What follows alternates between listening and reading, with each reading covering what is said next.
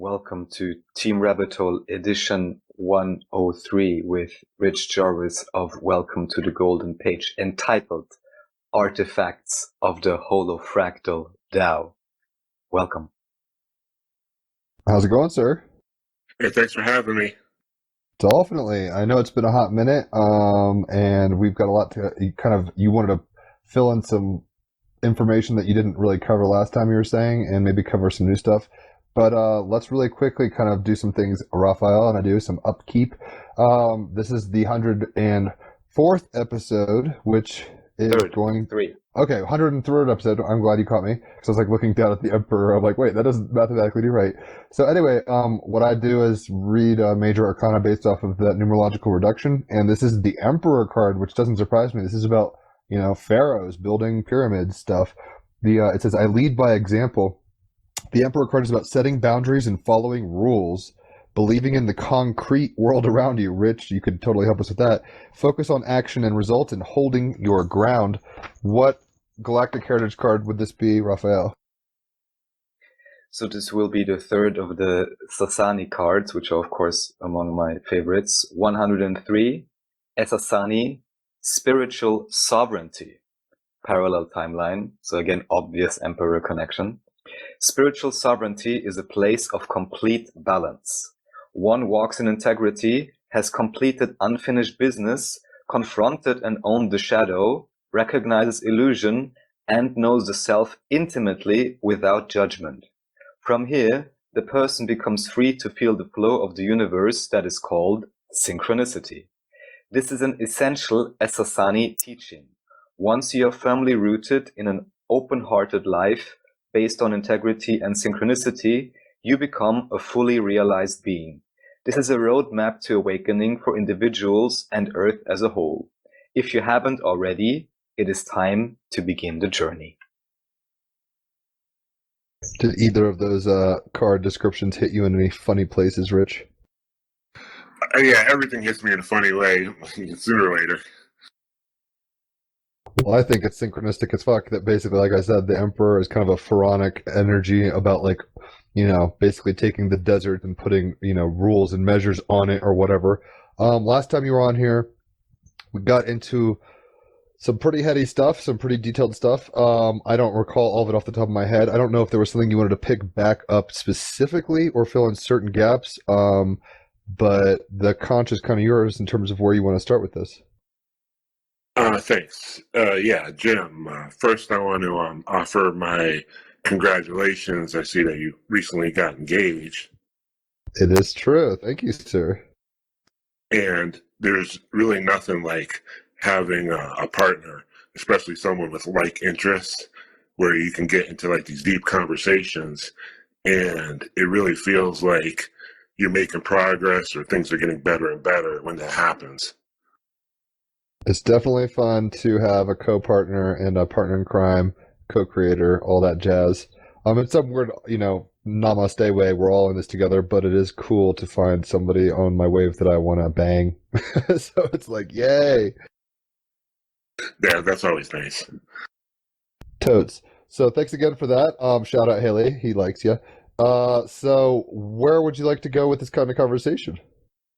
I'm going to try to mention a lot of things that I didn't on the last show, and then we're going to get a little deeper into the geometry of the Earth and the stuff I did talk about. I also want to mention a few names that really helped me along the way or inspired me, and it's almost like I feel like I'm in some kind of team in a weird way. We're all on a mission, like we're all called to this mission, whatever it might be, to break through this matrix of reality. On that note, I kind of want, if Raphael, you have anything to speak upon that. Obviously, TEAMrabbithole is a team endeavor. I think that everybody has kind of keys of gnosis to unlock in each other and raise the game. And almost like, I don't know, Wolverine needs Jubilee and they need Professor X, and all together they change the world kind of thing.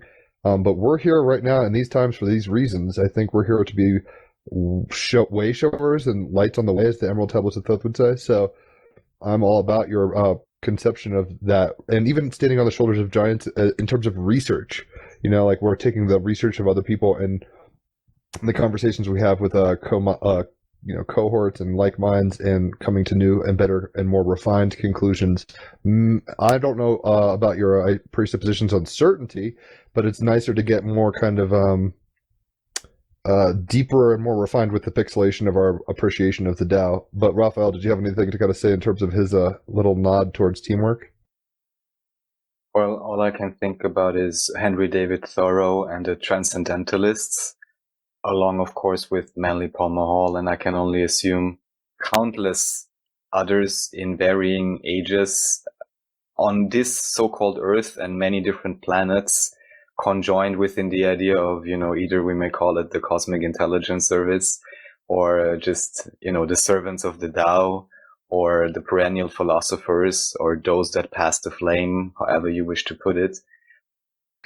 I just think it's real interesting that everybody has their own like little specialty, and it's only when you consider everything that it makes the complete picture. Rich, let us know where you'd like to go. Yeah, before I get into like the different researchers, I think I wanted to start off by something totally different. And this is something I discovered when I was researching vision a long time ago, and it has to do with video games. I'm all about it. Let's hear what you got. Okay, first person games, and even some VR, most VR, the view is wrong, right? It doesn't match real life. And so basically, what I found is that when you play a game and you take your mouse or controller and you look around, everything in your scene stays like a JPG image. Nothing is moving as you're turning. But in real life, things shift around in perspective, because when we turn our heads, um, our heads pivot on our necks, and our eyes are actually slinging. So they swing. They can swing side to side or up and down. So basically, like right now, if you were to look at something in your room, look at something close to you, and look at what's behind it, and you just turn your head a little bit, you'll see the object behind move differently compared to what's in front. So I'm messing with this. I'm experimenting. I think I get what you're saying.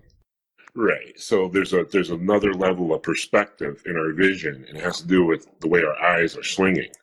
And I've been telling people about this for years and years, that the camera needs to swing like 5 inches in front of where the pivot is. Like in all games and simulations today, the pivot and the camera are on the same point, so nothing is moving when you're looking around. And the graphics in these games are getting better and better, but they're not fixing that one simple thing. And when you do, it matches your view in real life, which is basically just take your camera and put it in front of the pivot. So finally, after telling all these people, I said, well, I'm just going to do it myself. So I made a couple videos, one explaining like how it works, and then I also show it working in Skyrim. So I was able to get it working in Skyrim. I have a couple videos, and you can check it out. And it's basically, it like opens up a whole like other dimension that's there, because these games have all these like objects and spaces. And when you do it this way, things start shifting around in your view, just like they would in real life. And it makes the game feel like 100% more real. That's fascinating. So, I mean, tell us first of all, make sure you message me those links so we can put them in the comments and people can click on those and watch what Everyone we're wants talking. to see that now. Yeah, exactly. I'm perplexed and amused, which is always fun for a double Gemini. But at the same time, kind of walk me through what you think is occurring. I mean, what I'm grokking from what you're saying, it seems like the lack of perspectival shift given orientation in a game generally causes a level of unreality, or how we experience it. Maybe it's very realistic in terms of a straight model, but it's not an adaptive model. And it seems like you're saying there's a lot of kind of moving parts to our perception. And then if we add these things, it becomes more fluid and true to life as we perceive it. Correct. So in a game today, anytime you look around or aim at your gun, stuff like that, the image is pretty much static, like a JPG image. Nothing is moving around. I'm thinking like Minecraft or something, or like Doom. I mean, I don't play that many first shooters, obviously, me quoting those things, but where it kind of creates a flatter world that seems kind of almost geometrically sterile or something. Right. And I've heard all kinds when I tell people about this and show them the videos, I heard all kinds of excuses of why people don't do it. But in reality, like, I mean, wouldn't you want to match how we're really seeing? And in a game, when you look around, the whole screen moves at once. And then when you do it this way, objects closer to you move faster in the view, and objects farther away move slower, and it's a lot smoother experience. And you get to like peek around corners, and you just see a lot more, and just like opens it all up. Then just in terms of practicality, since it seemed that I would now say you hacked it together for Skyrim, how much of an effort was that? Because I imagine, first I was thinking about it's just about positioning the camera angle a bit differently, but the way you put it now, there may be a little bit more to it. Can you talk a little bit about how technically you approach this solution for Skyrim? Yeah, basically I just looked up any games where you could like move the third person camera, because the third person camera is the effect, but like opposite, because the camera's behind your pivot. So if you could take that camera and just put it in front a little bit, it makes it just like real life. So in the Skyrim video, in the comments, I have the code. So if anybody wants to put that code in, I explain how to do it, and they could try it out for themselves. And so just to understand, the repositioning of the camera itself was enough to create the effect that objects straight in your vision seem to move faster than others, or was there something else you needed to program into this to achieve this effect? Basically, you just want the your view in front of the pivot just the same as like our eyes are in front of our necks, about that distance. And you're like, I'm moving the third person camera, but anybody like developing these games would just automatically put in the right numbers to match like a human proportion, and then it would be just like we're really looking.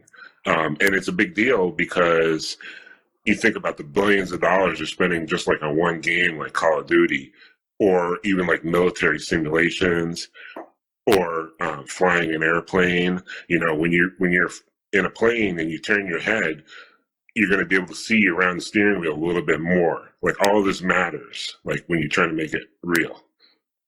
Yeah, it has practical effects in the sense that, like you're saying, it changes the apprehension of the Tao a little, even though the Tao itself isn't changing. It's our apprehension of it that kind of shifts a little, and that might have advantage. What advantages do you think, other than realism, what advantages do you think that is? Just the other version is less realistic, so therefore participating in it with it is a little less, I don't know, realistic, I guess. I mean, what do you think beyond the obvious advantage?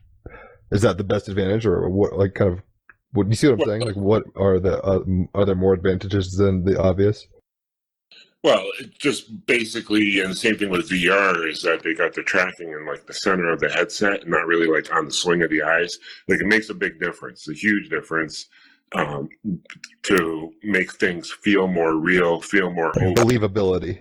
Yeah, not like you're trapped in like a picture. You know what I mean? Like it's opening up, like this forward dimension that I think, and I really believe that games don't do this because no one knows about it. No one really actually, they're all these games are built like on the same system over and over and over, getting better and better, but no one really took a look at, hey, is this really how we're looking around? And it's a big difference. I think that's a kind of small microcosmic model of some of the things we're dealing with now. People presume, I mean, not to get political or into the zeitgeist too much, but it's like people presume certain things, and maybe some of the presuppositions in terms of the building of the beginning of these models have to be reevaluated.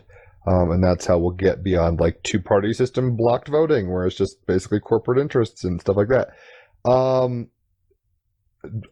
had a thought, but it totally slipped my mind. Do you guys want to keep talking about this for a second, or? Well, I was thinking maybe I could, I just wanted to mention that first because I've been talking about this for like a long, long time, and I really want people to like see the difference, so I show like the games today and like what it would be like with this little fix, and you'll see it. I just remember what I was thinking. So for two things, Marshall McLuhan, who's a philosopher, kind of a media philosopher back in the day, most notably known for like the media is the message, things like that. The tool shapes the tool user, etc. Basically, he had a really. I heard a Terence McKenna lecture at one point talking about McLuhan, and he was kind of denoting the fact that he had. McLuhan was like, "Yo, there was a time when we were like pre-literate in a way, and we read reality in a certain way, and then post the Gutenberg printing press, we started reading reality with a very specific kind of mechanic, if you want to put it that way. Like left, right, up to down, whatever, kind of a certain way, as opposed to like this animistic, shamanistic kind of imbibing of the whole image as such." Which kind of came to mind. It seems like this might have some implications to that a little. But more importantly, what really first came to mind was the idea of Da Vinci and back in the Renaissance, where it's like the whole point of the Renaissance was perspective shift. The ability to recreate reality properly. Before then, I don't know how into art, like ancient art you are. I was an art history dropout, but like there was a lot of wanky ass looking pictures that were kind of realistic, but it looked like they just were almost like cut out and placed all weird. Like perspective was just not working correctly, and people like Da Vinci were the reason that we kind of upgraded our modeling. So it sounds like you might be onto something in terms of upgrading the modeling of a very large, not only industry but a way of life these days. I hope so. Well, I hope so too. So we'll be sure to get those links and put them in the comments or whatever, and make sure that people can kind of go down that rabbit hole if they so choose. Yeah, sure. So is that? Go ahead, Raphael. No, I think it's just a perfect example, about missing the obvious. And here, I guess now, Rich, we're going to get into all the other things you want to share. Of course, what I always get back to is the whole idea of metaphysics and, you creating your own reality, synchronicity, and all of these ideas. These things are so obvious and so inbuilt that we can actually get confused out of seeing them as such, or, just realizing your own perspective. And I think it's a great example that in a video game, something so simple that is actually so obvious actually gets unnoticed just because, Jim, as you mentioned, at some point another presupposition is introduced, and no one ever gets back to question the actual foundation of the whole structure. And this can, of course, apply to any and all belief systems and any and all rabbit holes. So I think it's an amazing example, and I'm curious to check it out.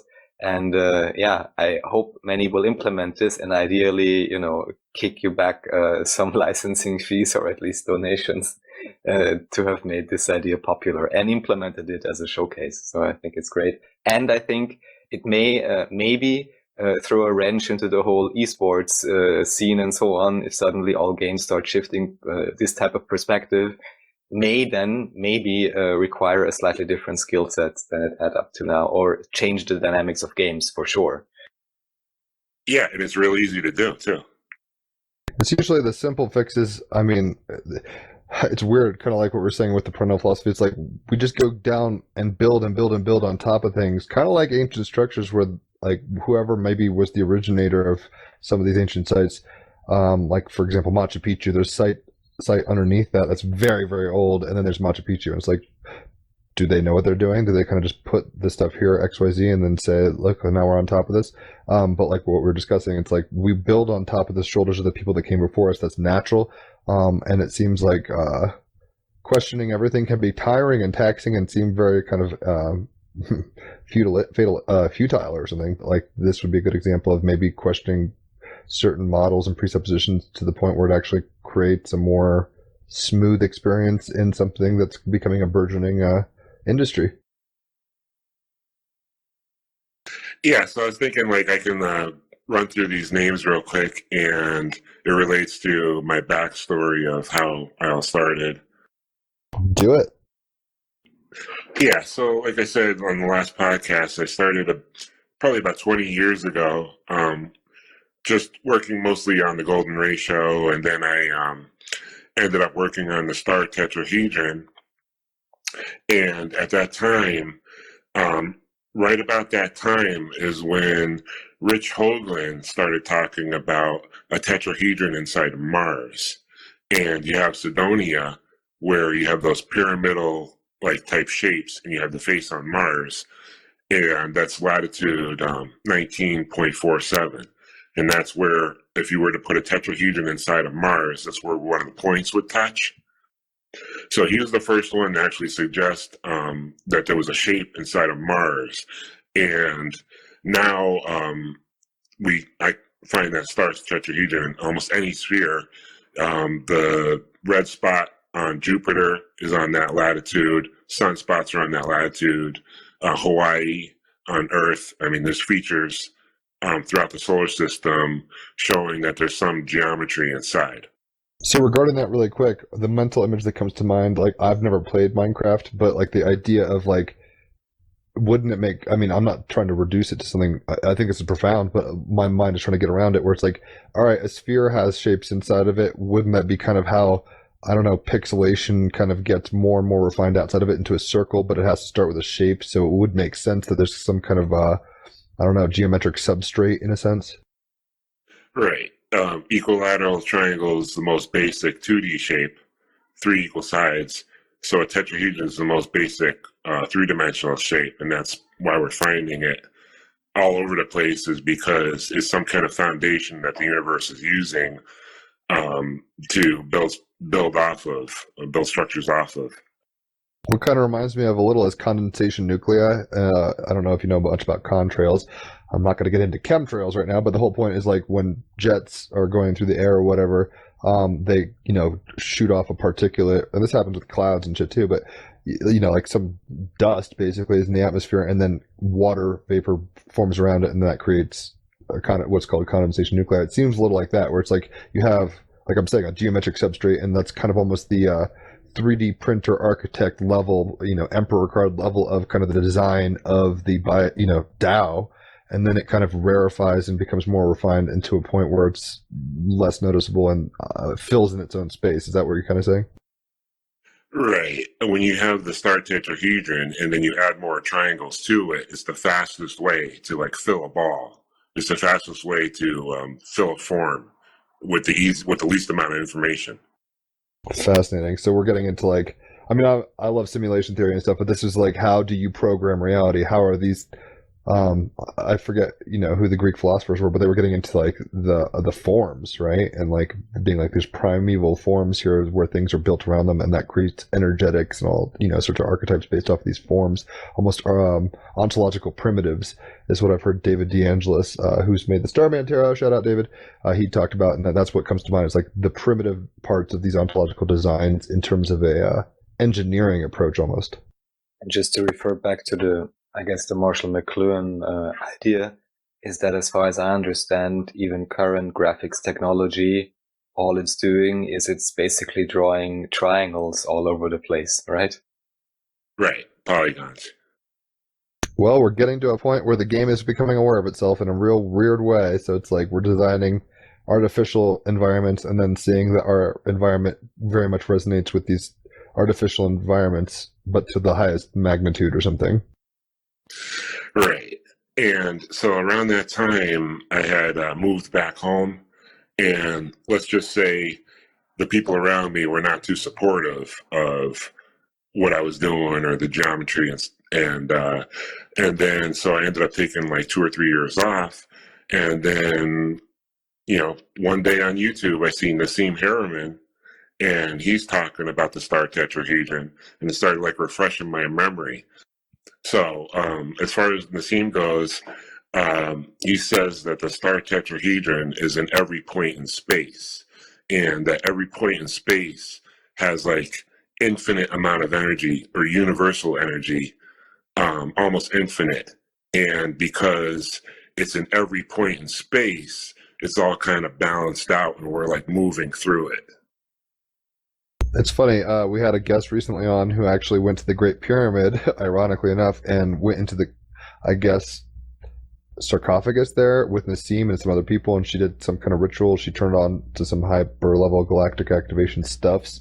I'll send you a link to that episode if you want to hear it. She's interesting. But yeah, I know of him. It's funny because basically I turned on to him right when I was waking up, probably in 2014 or so, 2015. And not right when I was working, but at some point in my journey, and it seemed like a really cogent thing. But all the naysayers, there was enough like weirdness, and my brother is such a doubter that you're saying, I let the haters hate, and I let it make me swerve. it gives us a kind of pause to note that like we have to keep pushing that, carry that weight, as the Beatles say in the end or whatever. It's like you're gonna carry that weight a long time, including the disagreements of others, and holding on to our opinions is probably one of the best ways to get through the matrix. In fact, there's a tea I drink called Yogi tea, and they have little quotes or whatever on all the tea bags, and I got this yesterday, and it very much fits in. It says, "Your strength is your own belief." So we have to be strong in our own beliefs, bendable and flexible to know that we don't know it all, but open to things, and adaptable, open source kind of thing, but not so much that we like stop our research when people hate on us. Not giving you any shit, but like I've done it too, and it sounds like you've done it, and we've just got to be kind of more. That's when we got to find the others, right, and find encouragement and accountability with people that we vibe with. Right. And Nassim's whole theory is that the universe itself obeys like the laws of a black hole, as if the entire universe is a black hole, and inside of every proton is a tiny black hole. So protons and electrons, I guess there's two forces, like a strong force and a weak force. And with his equations of a tiny black hole, it solves both of those forces. And it just comes down to gravity and with a black hole inside of a proton. And he also says, okay, so we were talking about pixels. There's also something called a voxel. So a pixel would be like a two-dimensional square, rectangle. A voxel would be a sphere. So it's the smallest sphere. And the smallest length you can measure is called a Planck length. I've heard this, correct. Yeah, so it's the smallest unit of measurement. So supposedly, I'm not really sure too much about the numbers, but Nassim says that if we take that smallest size of voxel and we tile the inside of a proton, somehow the numbers that fit inside relate to the mass of the entire universe. So his theory is that every proton is connected to everything else through the shell, or its energetic boundary of the proton.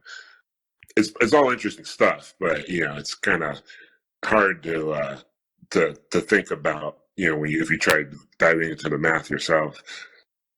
Yeah, it's heavy shit. I highly suggest people go check out Nassim Harriman stuff. See if it floats your boat or not. I'm not into math. I actually, I'm the kind of guy in 5th grade. I got an F on my report card. I don't know how the teacher let it slide that hard in math. So I've always had this kind of bad taste in my mouth with mathematics. But that's something that I think I need to overcome. Yeah, many, I guess, had interesting experiences with math, and I would just like to mention, at least, of course, in my, also somewhat Orion system warlord mind, this is no coincidence, of course, that math in particular, that's at least my estimation, has been dumbed down so strangely. And, in my entire career of learning mathematics in school, about 12 years, I maybe saw half a page about Pythagoras, and maybe one mention of the golden ratio, but even then, I think not incredibly explicit or something. All I want to say is that only because someone had been turned off by math previously doesn't mean that these things can't be super interesting. I mean, when we get to Nassim Harameyn's level, he's like, I guess, physics doctorate level. It can get more complex, but the basic idea is, even here, would just be the one is all, the all are one, which anyone into metaphysics or hermeticism already knows anyhow. So then I see these mathematical formulations just as approximations, which can then help us, maybe deal with it in a more technical and concrete sense. But I would just say the basic conclusion does not surprise me at all. I'll say one thing, and then I'll let you talk, Rich. I heard you take a deep breath. I'm sorry to cut you off. Two things that kind of come to mind. I don't know if you've seen the anime Akira.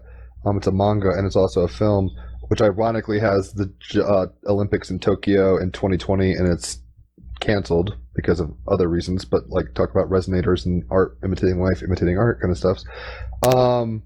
The idea here, though, is at the end of Akira, it seems to go like create like basically these people turn into supermassive black holes. Basically, like when they become a Buddha or awakened or something. It's not quite that spirit like it's discrete like theologically or whatever, but that's essentially what's happening. And it's like the all is in the one, and it kind of reminds me a little of Zen Buddhism, and where it's like everything is this shining void. It's a pregnant nothing. It's a bunch of black holes like spinning, or however you were saying with the gravity. So I think this does give us a better model for apprehending the Tao. It's just maybe it's a big pill to swallow for sure. Right. He wants to merge quantum physics and regular physics and spirituality all as one.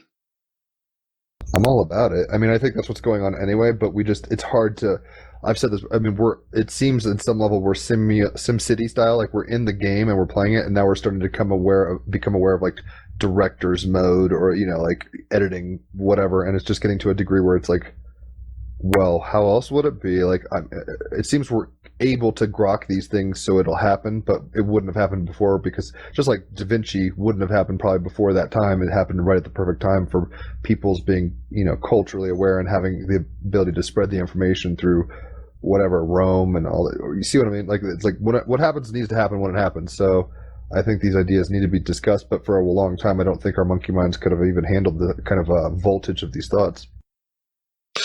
Right. And I just want to say, like, I got a few names here, so I wanted to just blow through them real quick. For sure. Okay. Next, we have Jamie Janover, who. Oh yeah, he's a student. Keep going. He's a student of Nassim. Keep going though. Right. He runs all of the social media for Nassim and the Resonance Project, and now he's running Robert Grant's social media. And Jamie is up to speed with all of Nassim's information. He travels around the world doing Nassim's lectures, and he's a big supporter of the Golden Page. He's the reason I have the Golden Page. Is because shout out Jamie. Yeah, so I had so much artwork. He really wanted me to create a page. So that's the whole reason I have the Golden Page in the first place, is because it was his suggestion. We'll have to try to get him on the podcast at some point. I didn't realize you were like, I don't know how tight might not be the right word, but if he's influencing you to create, like obviously we're on the same wave to move things forward. So we'll have to talk about that some other time. But keep going down your list. Yeah, he's pretty good with the information. And now they have Robert Grant working with him too. And Robert Grant has a few companies. One is cybersecurity, and he recently came up with some prime wheel. And I guess with computer encryption, the encryption is assigned like a certain key based on a random generated prime number. And so he came up with this prime wheel and something called quasi-primes. And somehow he can use this wheel to crack the code of encryption. Instead of like an hour, he can do it within like less than a minute. Well, that's horrifying in a way, but also promising in a way.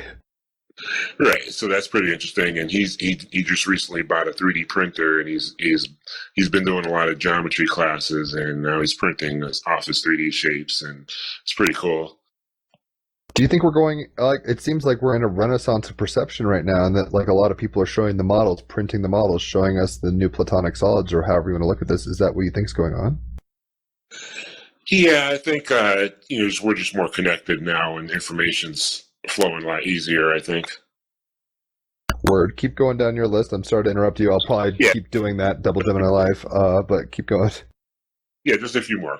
So what happened was when I signed the team, working on the star, then I got back into it and started doing more research, and then I joined Facebook and found a whole bunch of people doing similar type artwork and geometry.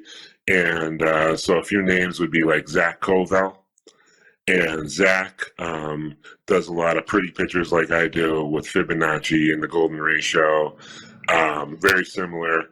And then there's Clay Taylor, and he does a lot of experiments with like colors and prisms and the rainbow spectrum. He does cymatics. And the only other person that I heard really talk about the star was Dave Wilcock. And Dave Wilcock's been on Ancient Aliens a whole bunch of times. He was on the Gaiam channel for a long time, and he talked about the star a lot. He was actually the guest speaker, I think, at the recent Sedona Cosmic Awakening. Isabella Green, and Alexander Mazzone, who have both been on the podcast, shout out guys, were part of that thing. So it's funny how all these nodes are starting to connect, and I think the waters are getting higher. It's dope. Like we're all rising together simultaneously, it seems. Right. And okay, so like the thing with ancient aliens is I almost think it's like part disinfo. Psyop. Right, because everything comes down to aliens. And as far as my research shows, everything comes down to the sun. It's the one answer that solves all of it, but they never mention it on the show. It always comes down to the only answer can be aliens. Interesting concept. Let's go on a little tangent for a second about this. Raphael, do you have any 2 cents before I kind of think about this out loud? Well, think away. I'll comment later. All right. So on the one hand, the sun seems to be important. Solar culture, a big deal to Egypt. Obviously, they thought Ra was the incarnation of Ra was the fucking pharaoh or whatever was going on. Like they had a very discrete kind of metaphysic and ontological worldview built around solar understanding and lunar. Not to say that they didn't negate that, but they had solar and lunar temples. Kind of actually reminds me of this game I used to play on the computer called Commander Keen, and there was like Sun Temple, the Moon Temple. It was more South American vibes. I played that game. Oh hell yeah, you get it. Yeah, that's one of the best with the pogo and all that shit. Oh yeah, and with the slugs. Oh yeah, only version 4. Yeah, that's what's up. You played the good one. But it's like the 12 disciples around the son of God or whatever. Like it seems like a resonator that the solar thing is a big deal. Even Aleister Crowley is like, we're all stars. I don't know what you guys' impression of the sun being a consciousness is or anything like that, but I mean, I'm a vegan. I get my, I eat plant-based things. It's like that's coming directly from the sun. I always looked at eating animal life as like, I mean, I'm not proselytizing to be vegan to other people. I don't really care what they do. That's their karma. But why, we're getting a lot of energy from the sun in a discrete way. If you, eating a plant that is photosynthesizing, that's one thing. Eating an animal that eats the plants, that's kind of getting the same thing from a different dimension or a step down or whatever, like another kind of step in the fucking process. I don't need to go on the vegan tangent here, but the point is, that's kind of where I'm thinking with all this. It's like the sun seems to be a very big deal. I've heard recently people describing that the nature of the light of the sun is changing from more yellow to more white. I think this kind of gets into more kind of South American, Mesoamerican cosmologies, more Mayan stuff. Maybe they understand like the different ages of the sun or whatever. You hear my rambling thoughts. Do you guys have any 2 cents on that? Yeah, I believe the sun is consciousness and is conscious and is in control. It's funny. Yeah. I actually just made a. Oh, go ahead, Raphael. And just to mention that even if we would take it from the point of view of the channeling of the Ra material, of course, again with Ra, we have this, even just the name of the sun deity. They, of course, say they are basically an ascended civilization that previously lived on Venus. However, even within their cosmology or how they explain the setup of the universe, they say that the sun is the local logos. So it's like the local 6th density consciousness that's, if you would have like a hierarchy of effect or layers, then definitely let's say the sun would be the boss, but if we just look at life again in the most obvious sense, it is very obvious that the sun is like the thing that is, at least on that physical level, also energizing everything. So wouldn't be a big surprise if on some kind of a spiritual level it serves as a representation also of higher density consciousness that we could say is in control, or at the very least that is highly relevant. Yeah, I mean, influencing is always the question of cause and effect, but let's say that it's something we should definitely investigate, and maybe also here not to easily buy into any presuppositions we've been told. I mean, Rich, apparently you're into this whole idea also of the perspective, and I just know that there's very many strange things also with the moon, but also with the sun in terms of how the light actually looks and whether the way we see it would actually correspond to it being millions of light years away and that size, as we are told. So as I just understand, there are many strange issues surrounding the perspective and the sun and what it actually may be. Before you go on that hole, because I could tell you want to say something, I made a post 2 hours ago because I was reading to my fiance about something. I have all these tabs in my fucking Internet Explorer, and I was like, I've got to start closing some of these. I mean, we're about to a lunar eclipse full moon, where full moons are about like releasing and purging. So I'm like, I gotta like kind of clean up shop here. Anyway, the quote comes from higherfrequencies.net/star systems. I was talking about different like star seeds and all this kind of stuff, but one of the things it was getting at, it says, think of Alcyone, which is in Taurus, I think, which is about Pleiades energy. So this is talking about Pleiadian kind of energy. Think of Alcyone as a, quote, library of Congress of sorts. Each sun holds records of every planet in its orbit, acting as the, quote, main branch library. Each planet in turn stores its own records, the, quote, local library. You are the paperback book. But now you could say whatever you want, Rich. Yeah, I agree. But yeah, we can go far out of the box. I could talk about how the sun relates to the sperm and the egg. But I have one more name that I want to. Let's get that name, and then we'll go back to zygote fertilization and solar fucking realities. Right, and I don't know if we're coming up on a break, but the last name I want to mention is Dan Moran, and I know he's going to be on the podcast. And he's the only person. I had a few people that understood that rectangle I was trying to tell you about, the monolith, how it relates to Earth's tilt. So he did a lot of work on that. So he's the last person I want to mention. I have reached out to him. I think we scheduled something in the next month or two. I'll be doing a little more research in terms of what he's discreetly kind of presenting, but this is what Team Rabbit Hole is all about. Let's, grease each other's wheels and move forward quicker and quicker to the speed of light, to infinity and beyond. I'm all about it. I've been friends with him on Facebook for a while, I'm pretty sure, and I'm guessing at some point when I was turning on to Nassim and all these people, like maybe he was in those groups. So it's funny because I'd say I've been going through my friends list on Facebook and just getting rid of like high school classmates I don't talk to / Russian bots or whatever the fuck, all this stuff. And I couldn't tell you how long we've been friends and not really in communication, but I've been aware of him. He's been in the ethers of my digital reality at some level for a few years probably. So that's fascinating. I don't know if you guys want to take a break musically really quick and then come back to other stuff or not. That's up to you. We're never like pressured to do anything.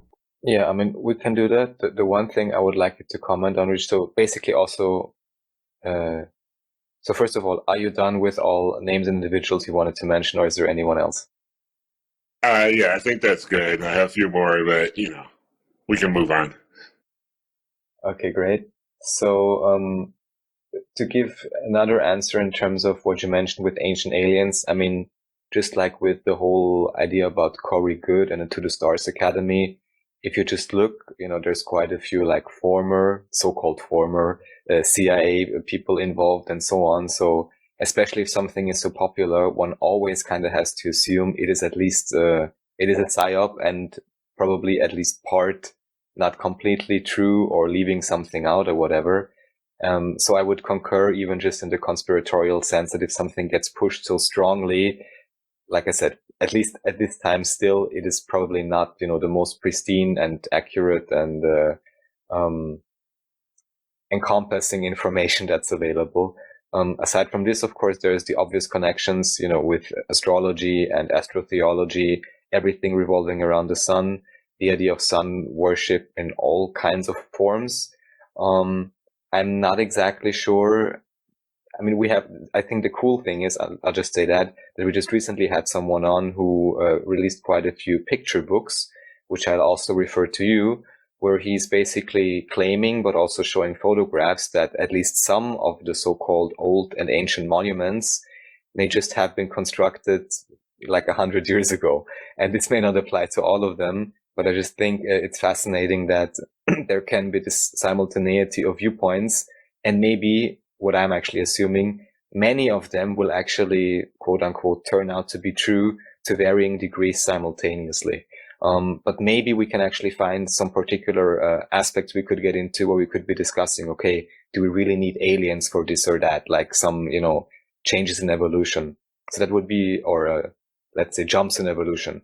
So that would be one aspect or question. And the other thing you may just briefly want to comment about, to the degree that you know about it, is about the particularities and peculiarities of the light of the sun when compared to other light sources, if you're up to speed on that topic, just because I know there's some interesting effects going on there as well. Yeah. Now, to be honest, I've seen a UFO up close, but as far as like the ancient structures, they all relate to the sun, the angles of the sun, and you can see how they were following and trying to map the sun. But I could tell you my UFO story. Oh, we got to do that. Okay. I don't know if you want to do now or not. It's up to you guys in terms of music. There's no like times. I mean, we're at 3:00, like an hour mark, but this is up to y'all. I don't give a shit. Don't matter to me. Yeah, so I'd say let's just go with the story, and then we take a break, and then we continue. Okay. This was probably like 7 years ago or so, and the place I was staying had a lot of stars. So I decided, okay, I'm going to see something.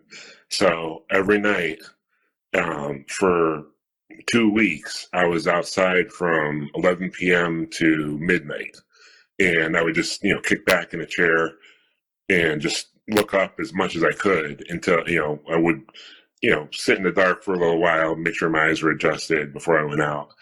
And so, like, for the first week, I had my camera with me, but it wasn't really good at night vision, and like even like a plane or something, it wasn't really that great of filming. So I decided, if I did see something, I would try to run in and grab my camera. So I was out there from 11 to midnight, just sitting back, looking. I would see like little things like way up high, look like they came in and out of like the atmosphere, maybe like a little dot would come in and go out. So this was like at the end of 2 weeks, and it was midnight. I was about to head inside, and I got to the back door, and I told myself, well, I'll look for 5 more minutes. So I turned around, and I see this bright light coming towards me. And it was moving like north to south. It was different than like the planes were normally the plane paths. So I said, well, I'll watch this one last one and I'll go inside. This thing flew over the backyard, probably about 50 miles an hour, because it was going about the same speed like a car would. And I could see every detail of it. It was a black triangle, almost like a stealth, but it had these big like dome lights on the bottom, like one on the tip and like 3 on each side. So it was about 7 total, these big like white dome lights on the bottom. And it slowly flew over the backyard. And when I could see like the rivets, I could see all the detail. And then when it reached the edge of the yard, a small dot of light appeared in front of it, and the light grew into like a big white rectangle about the size of a movie screen. And the thing never changed speed, never made a sound, and it slowly flew into the rectangle, and then the whole rectangle like slowly faded away, and it lasted about less than just like a couple minutes total. But it's something I'm gonna remember like forever. That's dope. I have not seen any UFOs as far as I'm aware of, and that sounds like almost a portal, like Rick and Morty style, but rectangular, where it's just like, oh, let's go this way now and open time space and later. Yeah, and the nice thing is the portal makes me think that most likely it was not a human-built one, but yeah, most likely it is. Yeah, I don't know if it was ours or somewhere else, but all I can say is what I saw, and part of me thinks like I was doing it for me, because I was out there every night, like looking and wanting to see something. The view of it happening was just too perfect, and it was right in front of me. Like if it happened a minute earlier, I wouldn't have seen it. The rectangle would have been in the front. I wouldn't have had the same view. So it was almost like they showed me, the ship disappearing. Like I can't really explain it. But, I came to realize, like, if anybody wants to see a UFO, all they got to do is just keep looking, you know? As Raphael said before, I think it's Osho, but I'm not sure. Maybe somebody else. What you seek is seeking you. Yeah, Rumi. man. Rumi, there we go. I knew it was a short little blip of a mystic name. Rumi, what you seek is seeking you. So, in some weird way, maybe Raphael wants to talk about this before the music break. We get hope to see between a conscious and a subconscious mind. That's tricky, weird shit. But, like, yeah, I wouldn't, in some weird way, your persistence of attention and basically a highest excitement kind of situation, what brought you joy, with not really any expectations in terms of like it's got to be little green men or whatever, manifested that opportunity of perspective. Good job, sir. Right. I never thought I would see something like that. I just assumed I would see like a little light zoom by or something. I never imagined I would see like every detail of something real close. Like, it must have been like 200 or 300 feet in the air. Like, it was pretty amazing. You got the money shot. Yep. And there was no time to grab my camera at that point.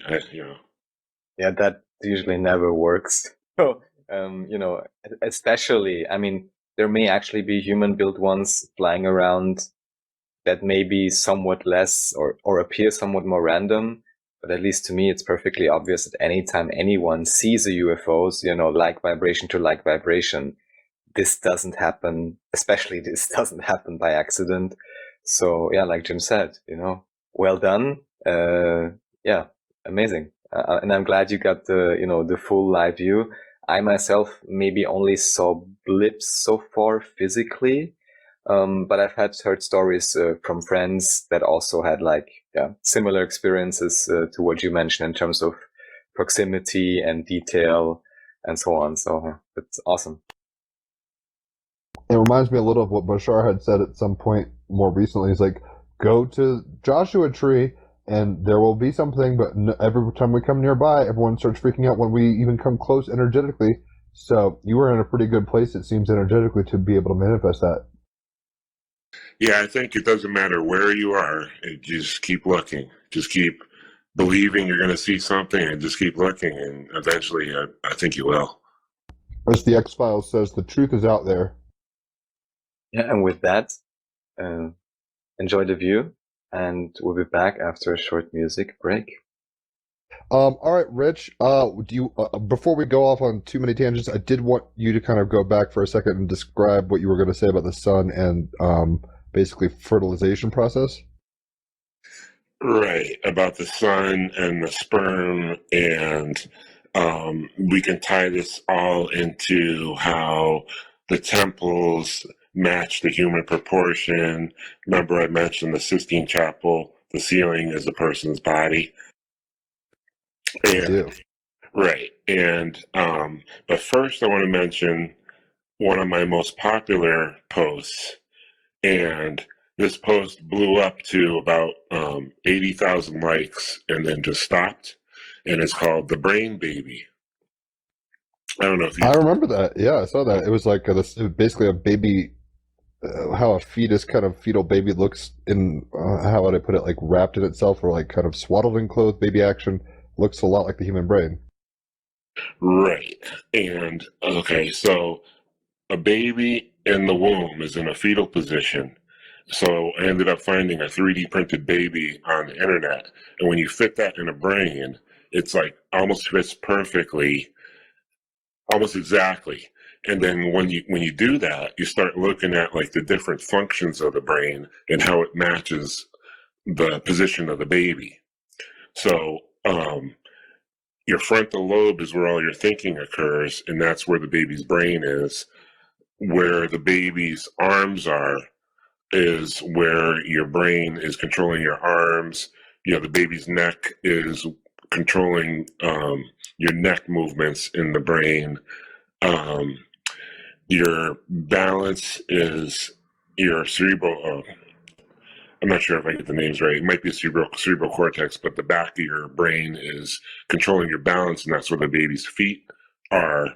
So it seems like, so everything matches. What controls your mouth movements in the brain is right where the baby's mouth is. The only two spots that don't really match your hearing hearing is not where the baby's ear is. It's more like towards your ears on your skull. And vision, they labeled in the back of the brain. And I think that's because when light enters your eyes, it's bouncing off the back, and maybe those neurons are getting more stimulated. But really, they had recent studies showing the whole brain responds to vision. So I kind of realized that they're spending billions and billions of dollars trying to map the brain right now. And like this baby, if you fit it in the brain, it's almost like the key to solving like the neural connections. Because and also another thing that's interesting is they have like a special type of MRI imaging that shows like the flow of neurons, and you can almost see a baby inside. It's so strange from the side view and the front view. So I finally made a video about it to finally explain it a little better, because it's a lot of information. But yeah, that was my most popular post so far. Picture's worth 1,000 words, as they say, or a hieroglyphic is worth a lot more. I don't know, but so are all these videos? Maybe the Skyrim one isn't, but are all these videos on Welcome to the Golden Page? Yes, they're all on there, and I can send you links for that. And for the brain baby, I actually did send it to like several neuroscientists, and they never write back. Wow. How telling. Yeah, so I mean, to me, it makes a lot of sense. I mean, it's too perfect not to be something to it. And I mean, just the way I'm imagining it now, just while you described it, it made perfect sense to me that it can match, at least to a very great extent. And also, of course, it immediately reminds me of the, I guess you would call it seashell pattern, or, just Fibonacci spiral. Even just the way the baby is in its position, I'm sure you could draw a golden spiral right on top. Right. It reminds me a little of, I mean, obviously a baby is not the same thing, but in the middle of the brain is the same kind of shape, I think, as Ta, which the Oscars are fashioned after a little. Right. So it seems like, the one is in the all, and in a matter of perspective, we get a very, if you're looking through one diamond facet, you'll see one reality tunnel. If you look through another, you'll see another. They're all kind of co-occurring in like getting back to what you were saying, it's a matter of like proper perspective with the whole Skyrim camera angling thing. Fascinating stuff, though. What do you, I mean, it's not something so literal as we have a baby in our minds, but like, what do you think that means, if anything, to you beyond just kind of the correlation? It's something called reflexology, and it's a known thing that your ear is shaped the same way. And people will get massages. So like the back of the ear would be the spine, the bottom's the head. And it's a known thing is reflexology. And it's basically the same thing. You put that on the brain and everything lines up too. Yeah, I've seen some reflexology with, I think, feet or something, where it's like if you massage this part, it's going to your spleen, and this part's to your eye, and crazy stuff. It's amazing how it's all entangled and affecting itself in some kind of quantumly entangled body or whatever. Right. And now this reflexology might relate to the temples, because if you look at like the Temple of Luxor, I think it's called, and I believe that might have been the first couple shows of Magical Egypt, or about how that temple is matching a person's body. Yes, it's like very Adam Kadmoni and kind of almost a schematic of the human anatomy. I'm actually more as interested, I should say not more, interested in going to the Temple of Luxor, as the Temple of Light, Luxor Light, as much as the Great Pyramids or whatever. Right. And okay, so when you watch that Magical Egypt and they superimpose the Egyptian guy over the temple, he got his leg forward because the building is bent, like towards the bottom, but you can see that it's not lining up perfectly. So what I found is that the Temple of Luxor, that little bend, doesn't really match what they superimposed, but it matches a person's foot. So if you put a person's foot over the whole building, that bend is where your foot bends. So you're saying it's like a giant schematic for a foot reflexology? Right. So it's reflexology in your foot. That's why it's matching a person's body, but it's also that bend is matching a person's foot. And in the front of the building is where you have all those Ramses statues, and they all have that 1 foot forward. And there's like hieroglyphs and stuff in the entrance that are like, they show two Egyptians sitting across from each other with their hands up, like touching the feet of ones above them. So there's like references to the feet, like in the front of the temple. I'm realizing that you're one of the monkeys I want to go on a field trip with to Egypt if I ever go. It's like, yeah, Rich, let's figure this out. Coordinate calendars. Be a blast. Yeah, that'd be pretty fun. Bucket list. So, we could keep going into the temples, and so I don't know where you wanted to go, but had we finished the thought of the sun and the fertilization, or had we even addressed that? I'm forgetting. Oh, well, no, but because it's related, that's why I'm mentioning the brain and the baby and the temple, is because, okay, if you look at the sun and you look at a microscopic image of a woman's egg, they're almost exactly the same. The the solar flares and that pattern of squiggly lines you see on the sun, you'll see the exact same pattern on a woman's egg. And now, if you scale the sun to the size of a woman's egg, then the Earth is now the size of the head of a sperm cell. And when you do that, the distance from Earth to the moon is the same as the head to the tail of the sperm. That's fascinating. So there's a relationship, and I have a post about that where I show like a real woman's egg next to a real sperm, and the sun, and then the Earth and the moon size, and you'll see it's almost like exactly the same. And so when I was thinking about like the strangest things I have found, it's pretty much that, is that there's some kind of fractal pattern going on with the sperm and the egg and the Earth and the sun, and I can only compare it to the tombs and the Valley of the Kings. So when you look at the surface of the sun and you see the sperm like weaving its way down inside, you have the same exact kind of geometry when you look at the Egyptian tombs. They weave down in kind of like a sperm shape through the earth, and they have a head part, and like that's the long tail. And so it's pretty out of the box, but what I also figured out is that the tombs themselves are matching a person's body. And I found one tomb where right in the middle of this long hallway that goes to like the head of it, it's like a picture of a snake, and you can see that it's showing like the tail is in this direction, the head's in that direction. So you can see the snake is almost like a sperm type shape. So somehow, like, it's all related.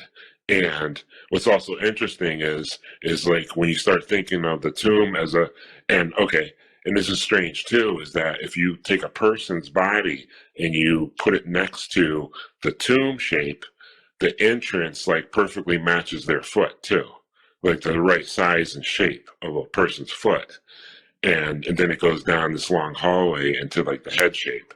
And when you look at all those strange symbols where people have no heads or beetle heads, or and you just think about a person's body like from feet to head going down, you can start matching those symbols up to a person's body. So like in the shoulder section, you'll see a lot of references to the shoulders. It's just something new that I've started working on, but I'm starting to like break it down where you can kind of say, well, if the feet are in the entrance and the head's at the end, and then the head is like a hard part to figure out because that's where your brain is. So I think like you're finding all the information like where the pharaoh's buried at the end. You'll find like the rest of the body, the sun, the beetle, the snake. Like there's a lot of stuff there. But if you just focus on like the hallway part, you'll start seeing references to that part of the body. So, what are some of your presuppositions regarding occulted anatomy and what these people were doing? It seems like they were kind of encoding reality with perceptions that they perceived of reality, but in a kind of an esoteric way or something. Um, like, how woke do you think they were to this? Like, do you think you're stumbling upon something they wanted us to find, or is this something that we're finding now because we have the ability to apprehend it? I think that if it's true, and I believe it is, that they followed the sun back and forth and eventually settled in the best spots to like map the light, it's very similar to the sperm and egg going back and forth, and especially because the sun goes north and south of the equator. When you're following it, you're making that kind of like swervy shape. You're going up and down, you're going to the edge, you're going the other way. So, like, when they build the temples or the pyramids, and I think that it's not really like going into an egg, it's more like a merging aspect, and it's all fractally related to like fertilization, the sperm and egg. And when they're digging those tombs down into the earth, I mean, maybe they're not thinking of that. Maybe they're thinking, well, we can't reach the sun, but if I go down this angle, we'll be closer. Or who knows what they were actually thinking. Right. For example, I mean, I'm a Christian more or less. Although all Christians are like you're a witch, and all the pagans are like stop mentioning Jesus. But basically, Mark Twain was a devout atheist, and he said some things that are very apologetic and almost, biblical in a sense of theologically deep. But he had no conscious awareness or intention of that. Certain statements, I forget exactly what it was, coming across as that, but one could read that way and it would apply. That's kind of what I was asking. I don't know if you think these people were just like kind of doing cool things and it happens to work, or if they were just like way woke, and we were maybe in a different yuga or something, in a different kind of context of consciousness when it was like obvious to everybody, and we've kind of just, like Graham Hancock would say, been a species with an amnesia, and we've kind of forgotten all this stuff. You might not have a position. I was just kind of curious. Yeah, I'm not really sure, because I found like um, things that we're doing now that will also match like a sperm and egg type pattern, and we're not doing that on purpose. Um, What things would that be? just the if you look at the Valley of the Kings, there's a road that goes right through the middle into like this parking lot shape. And if you look at that road in the parking lot, it almost looks like a sperm, head and tail. We're not building the parking lot to match that. It just happened naturally. So like what I believe that like there's some kind of like fractal like pattern happening that we're not aware of. Like kind of like you were saying earlier with the planets, there's only so many polygonal ontological primitives, so it seems like these things just kind of occur whether we're intending them to or not. Correct. Raphael, do you have any opinions on this? I would just, for various reasons, assume that there have been cultures and civilizations that at least have been more aware of these patterns than we generally are right now. That would be my estimation.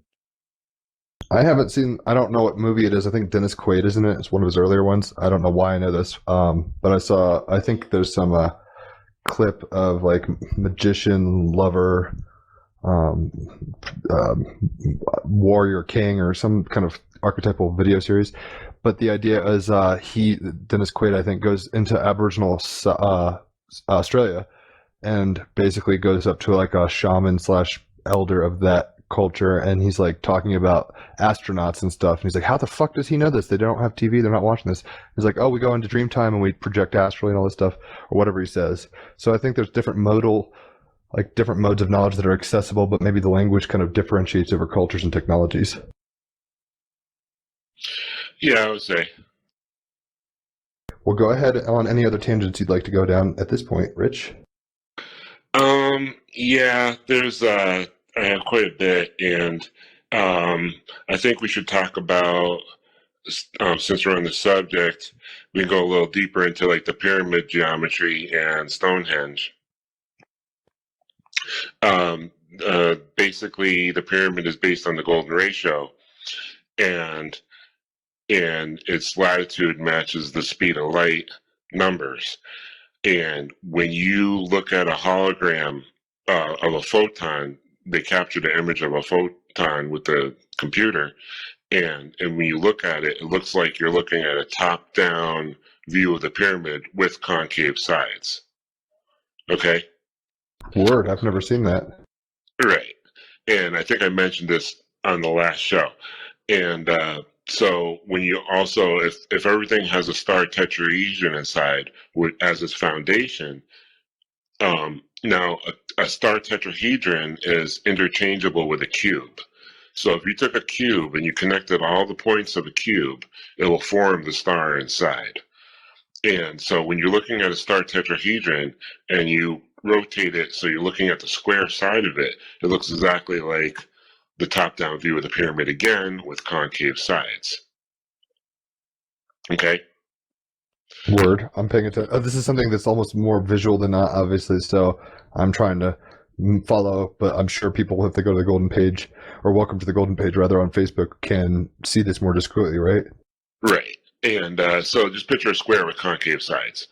So now with Stonehenge, the inside loop is not a circle. It matches the loop of the Ankh.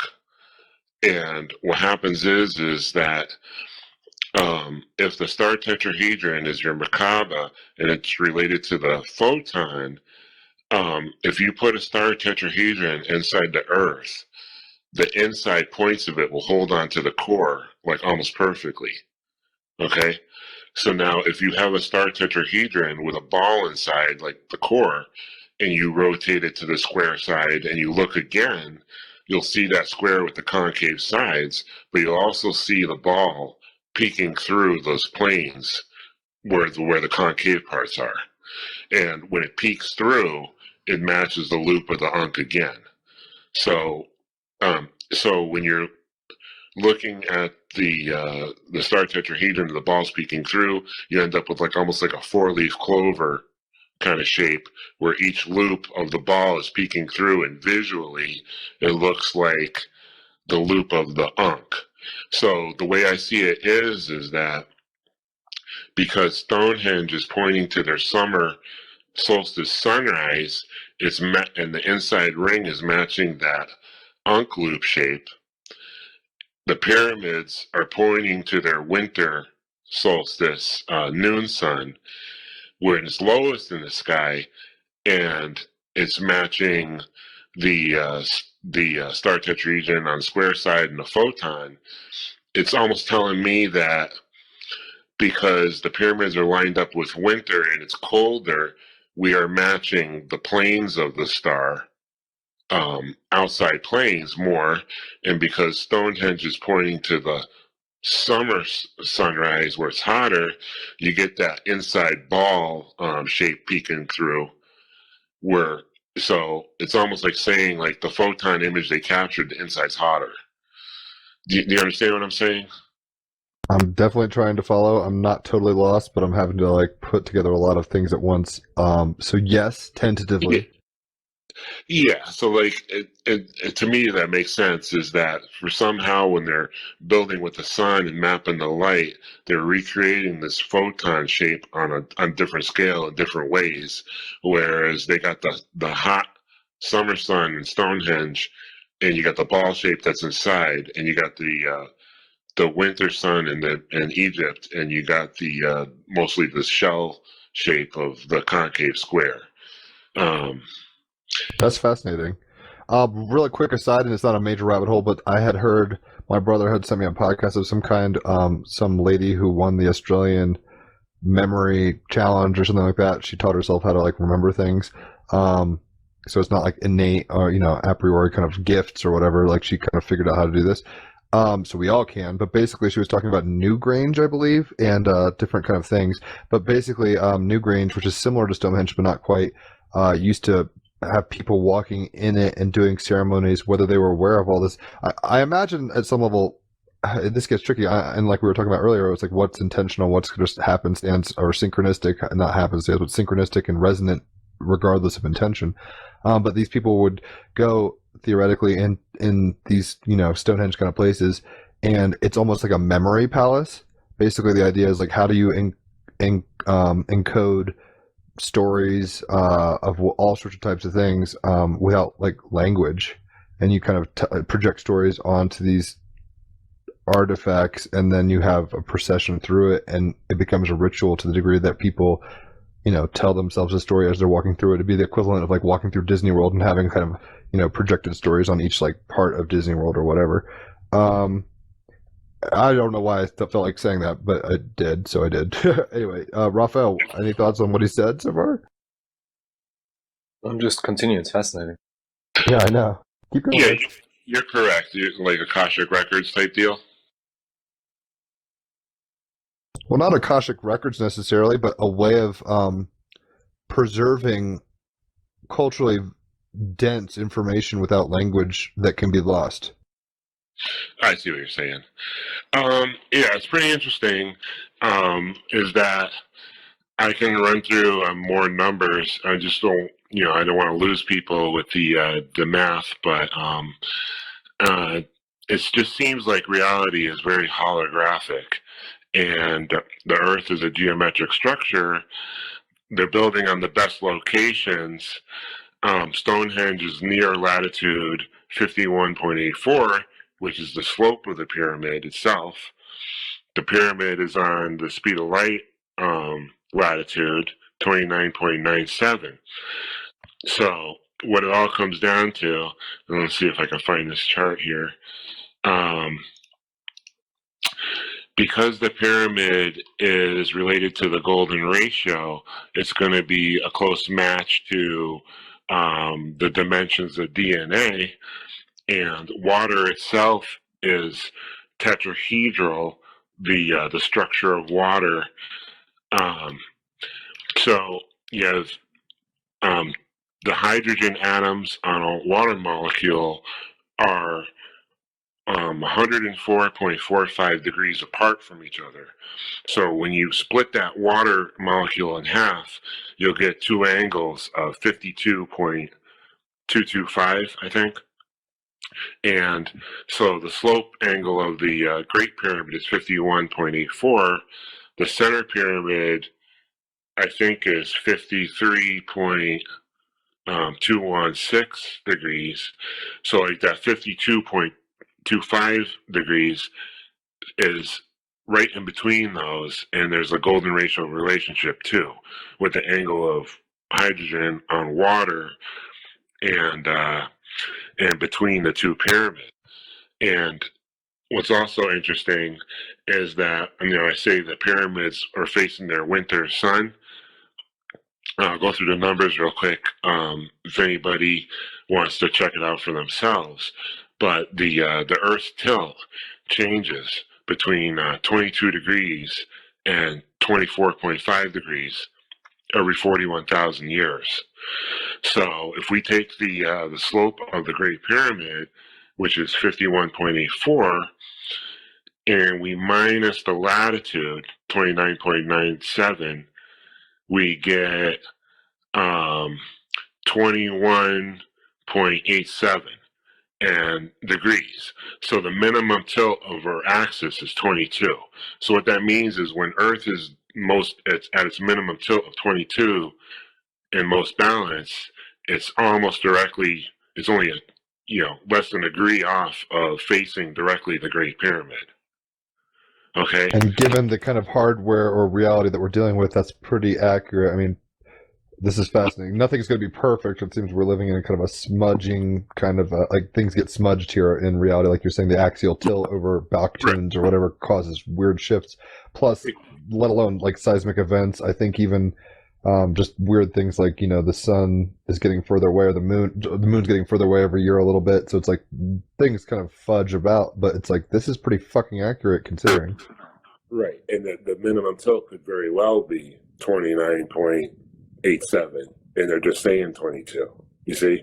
So if you take the dimensions of the pyramid, Great Pyramid again, and you go from the corner straight up over to the apex and back down, you get that rectangle shape. like the monolith. I was going to say if this played into that because I was sensing some of the same ratios that I thought I remembered from last time. Right. So the diagonal of that shape of the Great Pyramid, the diagonal is close to 24.5 degrees. So as far as like facing the sun on the side, you're matching the Earth's minimum tilt. When you go from one corner to the apex to the other corner, you get a diagonal that's close to Earth's maximum tilt. So that's pretty amazing that you can have the minimum tilt and maximum tilt all in the same shape, all in that latitude, matching the speed of light. It's just too unbelievable. Highly resonant, I think, is a good way to put it, because I don't know what it means ultimately. That's why I'm trying to figure out. It's like, are they trying to wait? Like, if we grok this stuff, do we suddenly like transcend monkey minds, or like I don't understand what it does, but it sounds like there's a lot more to the picture than meets the eye, even though it's very much in front of our faces constantly. Right, and I'll tell you. I mean, if the golden ratio is like one of the most stable shapes to build, and they want to match that winter angle, they got to go up to that specific latitude to do it. And what's interesting about the pyramid, which I didn't mention on the last show, is that it matches the rainbow spectrum. And when we, I have a group of friends, we're all working on this. We know. Will 42 degrees play into this at all? By a question. Right. Okay, I'm seeing where you're going with this. Okay, so we're all working on this. Everybody knows the slope is 51.84 degrees. And then finally I just realized, like, it's got to be different at the corner because it widens out. So when you measure the Great Pyramid from the corner, it's exactly 42. The number of the meaning of the universe, according to the Hitchhiker's Guide, 42 is Jupiter. It's, joy, all this kind of stuff in terms of esoteric resonance. But this is the Rainbow Bridge, right? People talk about sometimes in Nordic mythology. Exactly. So now at the corner, we have exactly 42. So what I said was, okay, then how does the 51.84 relate to the rainbow? And it turns out that a regular rainbow is from 40 to 42 degrees. A double rainbow is from 50 to 53 degrees. So when you take the 51.84 degrees, it's exactly phi, the golden ratio, inside the 50 to 53. So the corner of the pyramid is matching the top of a rainbow. The side of the pyramid is matching the golden section of a double rainbow. And the double rainbow matches your chakras. It starts at red at the bottom and goes on up. The golden section is a green, matching the heart chakra.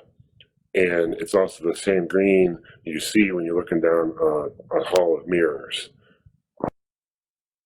Oh, that optical illusion effect you might see, like what you're saying. I think Robert Fripp and Brian Eno had an album or something where they had a bunch of like an infinity hall kind of thing where it kind of hues to like almost a green flash green. Exactly. There's no such thing as a perfect mirror. So because they're all little imperfect, you end up, for some reason, the green wavelength you end up seeing as you're looking down, and that's the same green. Fascinating. This is a lot of info, and I know I've kind of Hansel and Gretel enough over the years to kind of grok what you're saying to a degree, no pun intended, but that fact that you just said, the double rainbow, I mean, that fits that mystery well, and it's kind of just like adds more mystery, capital M, to it. Was like, wow, like what is going on? Because even with rainbows, it kind of like you're getting to with chakras and spectrum kind of resonance, like red is not green is not blue, and they all have like different vibratory states, if you want to put it that way, in terms of light density or whatever's going on. It reminds me a little of obviously a rainbow, if you see like a full rainbow or even a double rainbow, very much of the human eyeball. Right. Raphael, any thoughts? You're awfully quiet over there. I'm listening. Okay, good. Just making sure you're not, the pulse is still there. All right, cool. Rich, keep going though. This is fascinating. Okay, so now we're going to get into probably the Sphinx and the crown and the snake again. But so basically, the horizon is also matching your chakras. When the sun comes up, it's a red, and then it turns like orange and yellow as it goes up. We don't see the rest of the colors because of the wavelengths are scattering through the atmosphere. But if we could, we would see that the horizon itself is also a match to your chakras. This is funny. I think. Do you know Colin Smith by any chance? Yeah, I think so. He's been on the podcast a few times. I think you guys would have a fun time talking, just because he does a really good job of showing the very holy is a strong word, but I don't really know what else to say. The holy nature of the Tao, where it's just like this is just this magical thing. We don't really have to go to other dimensions necessarily, or whatever. Not to say those don't exist, but like the magic is all happening here too. It's crazy. It's like there's so much going on. It seems the whole, like you're saying, a part of the nature of a hologram is that you can find. I'm showing my ignorance, but I've heard this, so I'm going to kind of stumble through the idea. You can find a part of the whole in the whole thing, I believe is the idea. So if you take any piece of the data of the hologram out, you can basically get a small version of the same hologram. Do you know what I'm talking about? Exactly. I know I just sounded like the dumbest non-scientist ever. Sorry, folks. You can reconstruct the entirety of the hologram out of any fragment of the hologram. And that seems to be the nature of what's going on in terms of even discrete material reality. Because as Raphael's often fond of saying, we're in a holodeck, kind of like Star Trek, and that means this is kind of not like to demystify it, but this is kind of the practical reasonability of why some of these things are happening on multiple scales, is because all the universe in a grain of sand kind of thing. Right. And like I said, I've been doing this for years and years, and even myself, I have to really think about everything and really meditate on it to almost blow my own mind, you know what I mean? So one post is not going to do it alone. You really got to consider it all. And I think just realizing that the earth, the tilt is special, how it matches the pyramid, and the earth itself is geometric, and that's when things are going to start changing.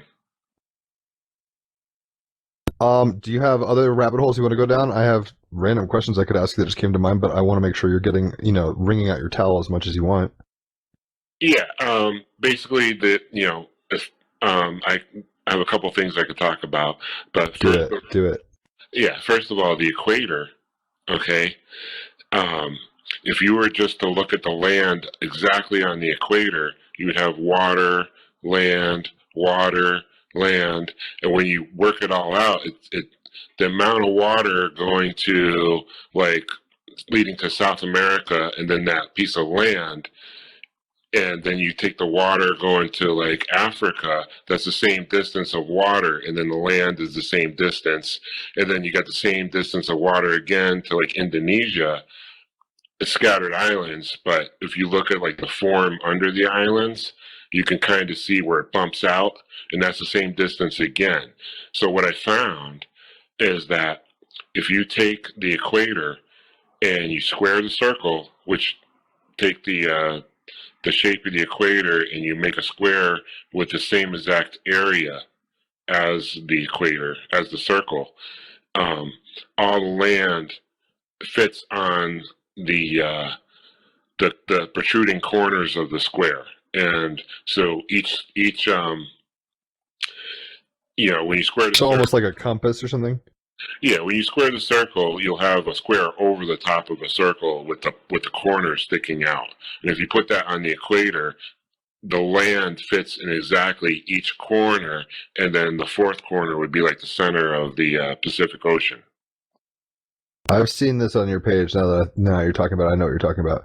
All right, so yeah, if you had a circle and you put a square inside, the protrusions that would almost look like pyramids on the outside of the circle are where the land masses exist.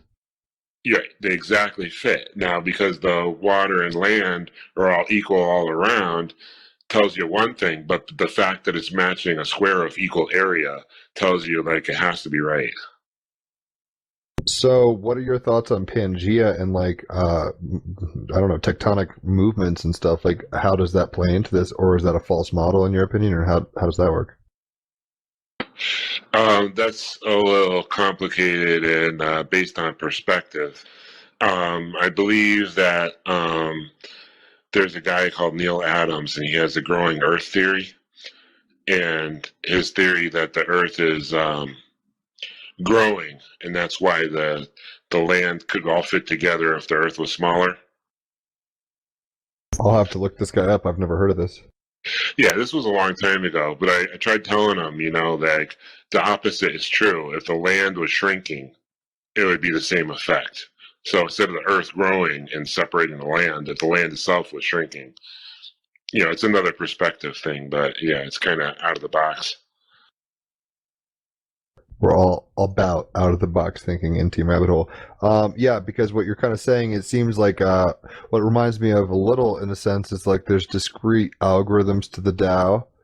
Kind of like, I don't know exactly what it is, but you can I remember as a kid, I couldn't tell you what was going on exactly, like what elements or what's going on, but you take some kind of liquid and you shake up this stuff in a little tube, and then you set it there, and it would have like spaced like rings almost of trees that got smaller and smaller. I don't even know what was going on. I mean, somebody who's a scientist could probably be like, oh yeah, it's a simple experiment, do this. I don't think we were creating crystals. I don't think that had to do with it, but probably the same kind of era of my life, like creating rock candy or whatever. Anyway, the point is, it seems like there's some really interesting discrete stuff, so I'm wondering how it all plays into the models we have that kind of fluctuate and permeate, because the change just seems to be a constant. That's one of the things about the I Ching, the Book of Changes. It's like, this is always fluctuating. This is always, it's never still. But some of these things you're saying are very discrete, still kind of points. So I didn't know if you thought this is true now or eternally true, or if we have, you see what I'm saying? I didn't know how you're modeling reality like that. For example, last night I watched a great Disney movie for the second time, Coco.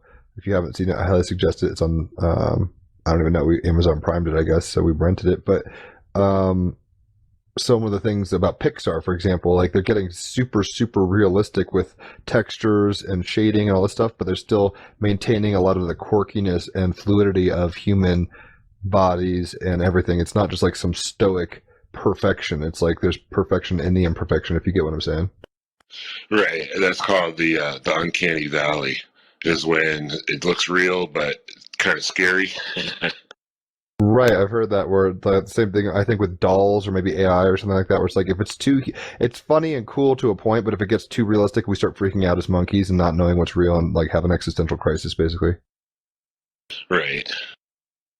It's funny how that's built in. Like, we love to think we're like, oh, we're God and all this stuff as New Agers or whatever. Then you have moments like that. It's like, what the fuck is going on? I can't handle this. It's freaking me out.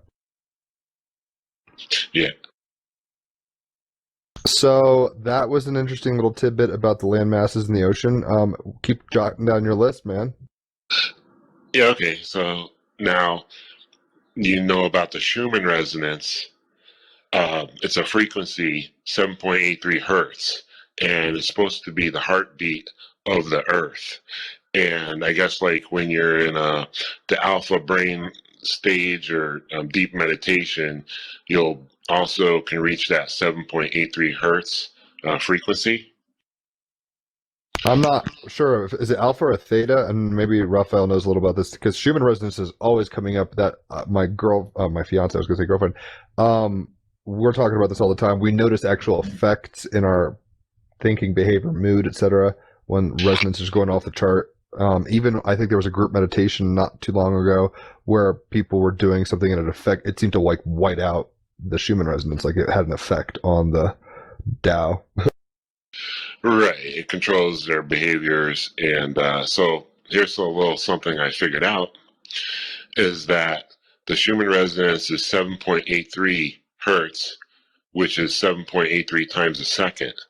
Now, the speed of light would travel, some people say it doesn't travel, but the speed of light will travel around the equator exactly 7.48 times a second. So it's a little less.